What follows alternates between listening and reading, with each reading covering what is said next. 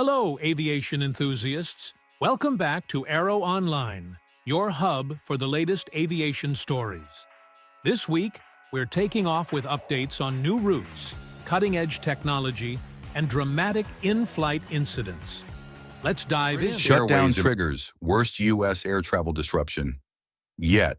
The U.S. government shutdown caused the worst air travel chaos so far, with nearly 3,000 flight cancellations and over 10,000 delays on November 9th. Major hubs like Atlanta, Chicago, and New York were hit hardest as FAA staffing shortages deepened. Ryanair to go fully digital on boarding passes from November 12th. Ryanair will switch to digital-only boarding passes on November 12th, requiring all passengers to use its mobile app. Paper passes will only be accepted for accessibility cases or airports lacking digital systems. U.S. Airlines activate shutdown contingency plans. Major U.S. airlines have launched travel waivers and adjusted schedules as FAA flight cuts expand. Carriers warn of continued disruptions into Thanksgiving unless federal funding is restored. FAA grounds MD-11 fleet after fatal UPS crash. The FAA has grounded all MD-11 aircraft after the deadly UPS crash in Louisville, citing possible structural failure. Operators must complete safety inspections before resuming flights. UPS and FedEx ground MD-11 freighters amid safety checks. UPS and FedEx grounded over 50 MD-11F jets after the FAA's post-crash directive, shifting cargo to other fleets and warning of shipping delays during the busy holiday season. FAA limits private jet access at major U.S. airports. The FAA has restricted private jet and charter flights at major hubs like JFK, LAX, and O'Hare to ease controller strain during the shutdown, rerouting them to nearby secondary airports until staffing stabilizes. U.S. airlines warned of possible 20% flight cuts. The DOT and FAA warned airlines that worsening controller shortages could force flight cuts of up to 20%, risking major holiday disruptions if the federal shutdown continues. KLM Cityhopper ERJ-175 blows tires on landing at Amsterdam.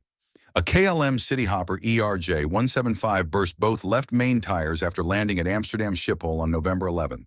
No injuries occurred, and the Dutch Safety Board is investigating. Turkish Air Force C-130 crashes in Georgia. A Turkish Air Force C-130EM crashed near Signagi, Georgia, on November 11th, killing all 20 aboard. The aircraft broke apart mid-air shortly after departing Azerbaijan.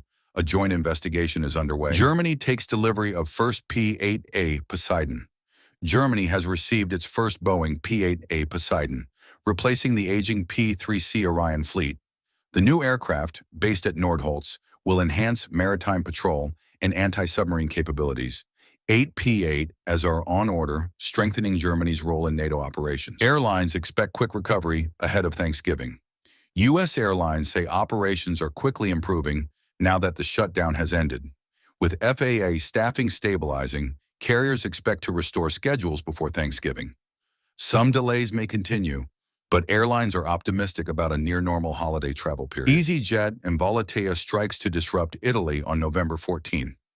EasyJet and Volotea crews will strike across Italy on November 14, causing likely delays and cancellations, and passengers are advised to check flight status and prepare for changes. Delta A330 makes emergency landing in Dublin.